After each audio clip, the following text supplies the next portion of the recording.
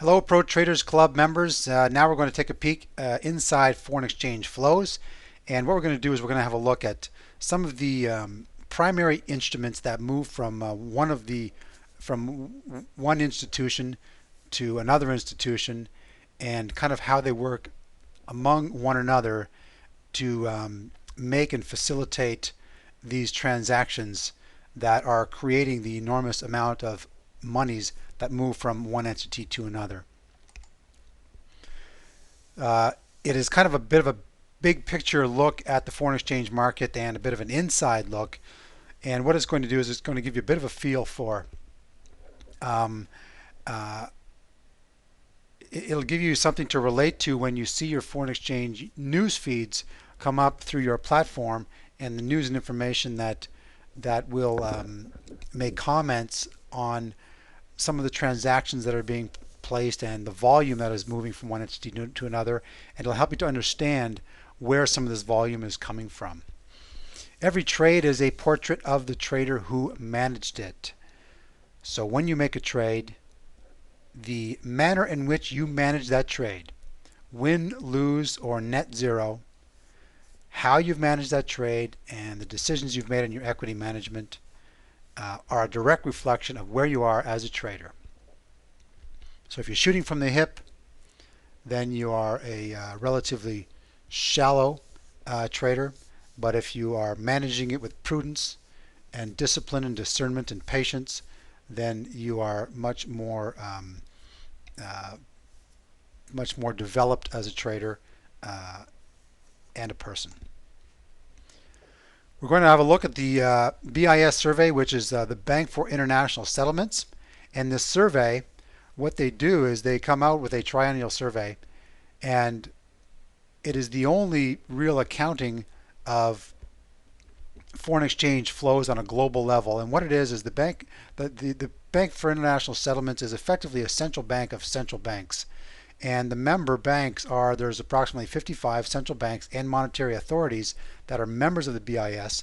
And what they do is they take an accounting of foreign exchange flows through their specific entity and within their jurisdiction and under their umbrella.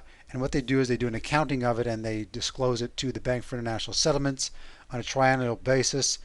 And what they do is they then have an evaluation of the flows that move through the foreign exchange markets.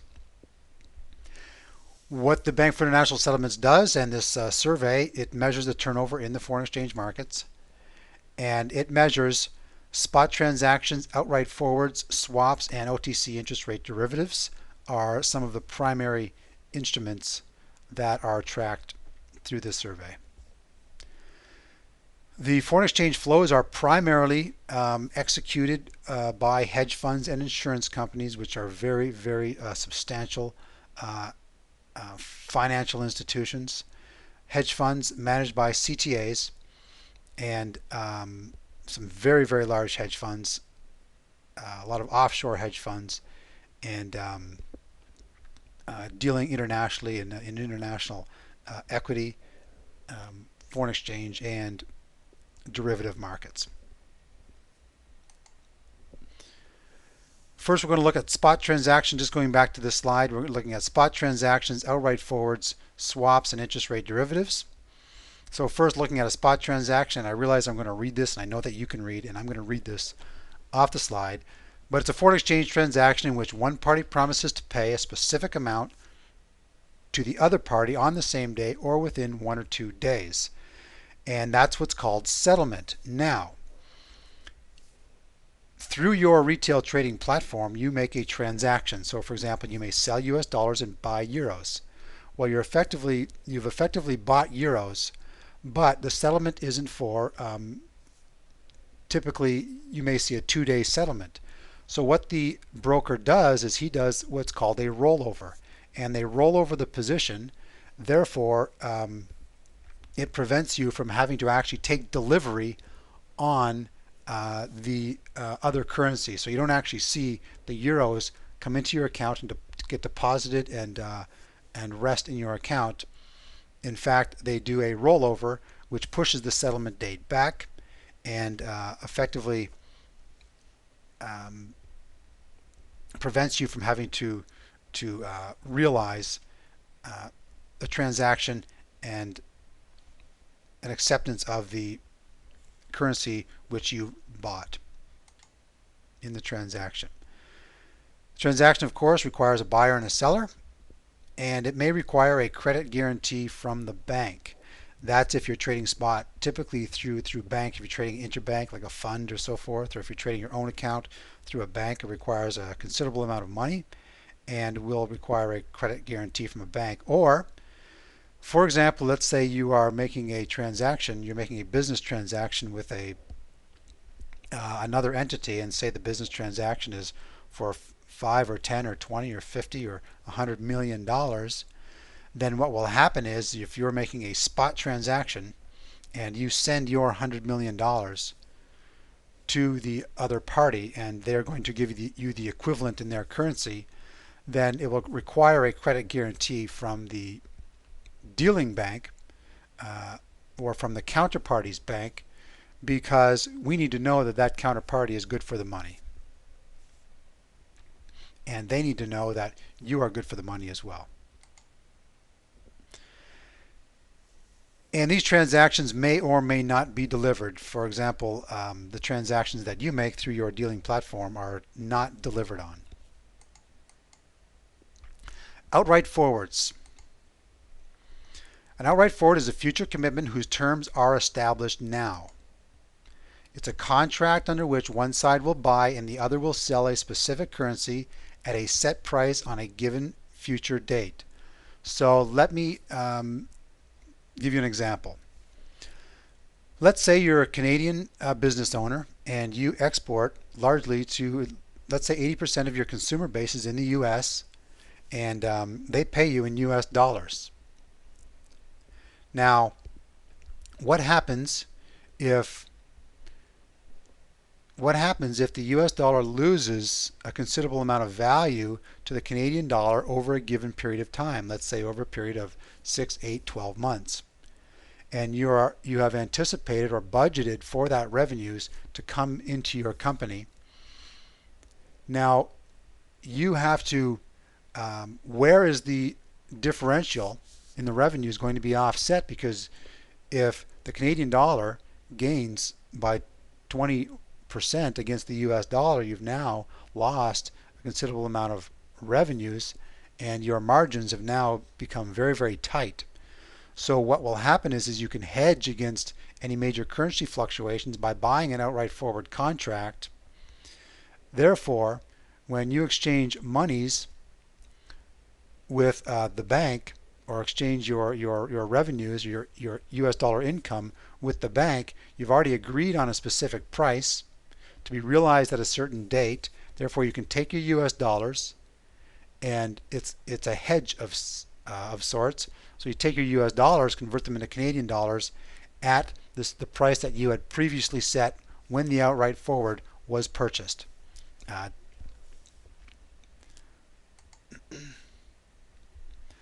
outright forward rate is comprised of the spot rate, so the current spot rate, and the forward margin.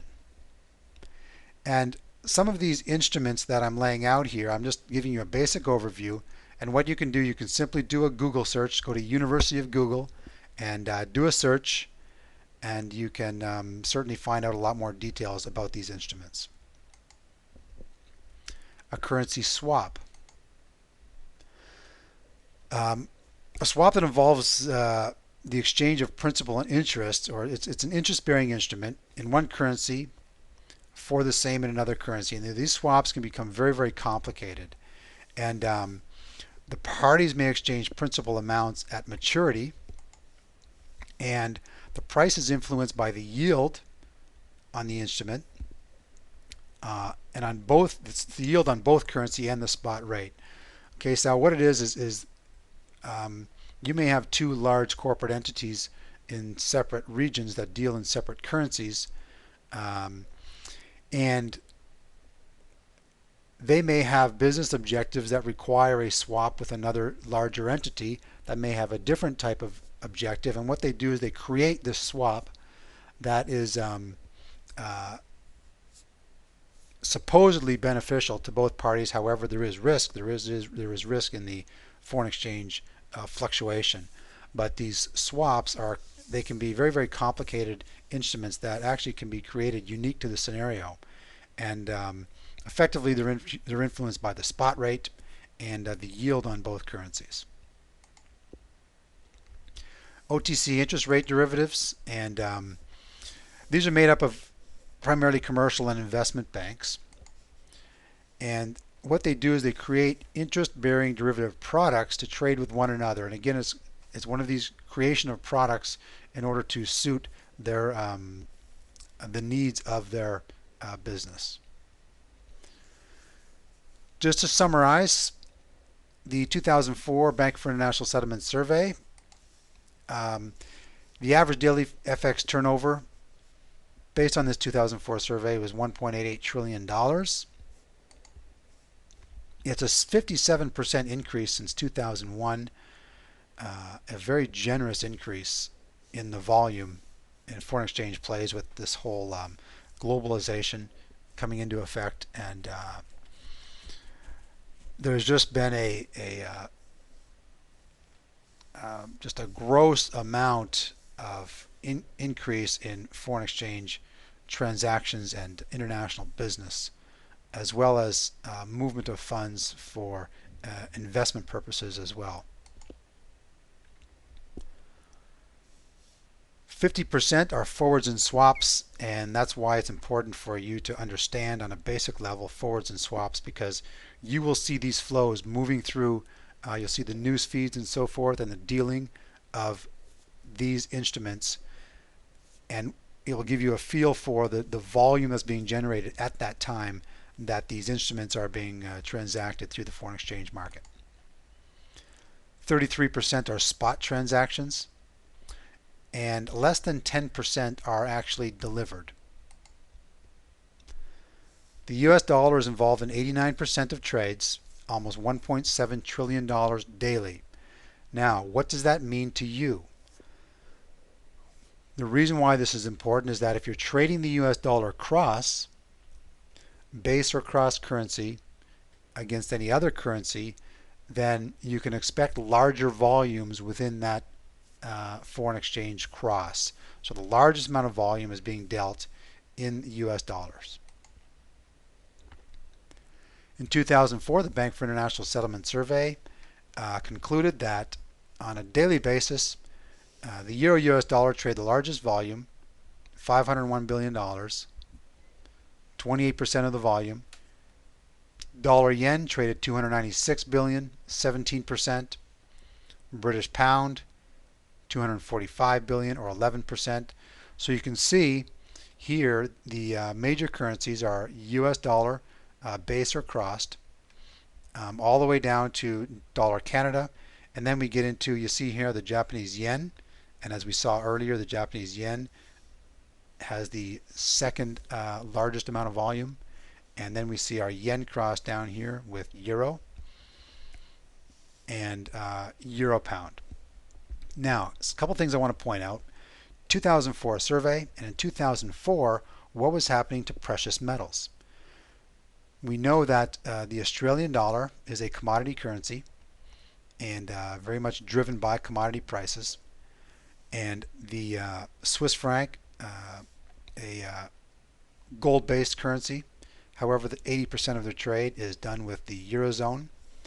And again, the Canadian dollar, which is also a commodity currency, and there's really been a very large amount of flows this year. 2006 and 2007 will be also a considerable amount of flows in a Canadian dollar as a result of oil and precious metals and so forth. But that's a story for the fundamental section, which we will just touch on in this course. And there's a completely separate course on fundamentals where we can learn about all of these things. Twin U.S. deficits. We're just going to have a quick look at this now. The trade deficit, January 2006 was $68.5 billion. And in 2005, the goods and services trade balance deficit set a new record of $725.8 billion, and now in 2006 we are on pace to exceed that deficit. The current account equals trade balance plus money flows. What happened in 2002? The United States goes to war in the carry trade. The Fed opens the floodgates on money supply as interest rates move lower and borrowing increases. So we saw a decline in interest rates, which opens the door for borrowing. So more people borrow money and they spend it into the economy. They buy houses and cars and vacations and so forth and spend it into the economy. And the Fed effectively opened the floodgates on the money supply. Now the decline in interest rates sets up what's called a carry trade against countries with a higher interest rate. Primarily, those involved in the transactions are speculators and investment, move out of low interest bearing currencies and move their monies into higher bearing currencies. And we will talk about that in our next section.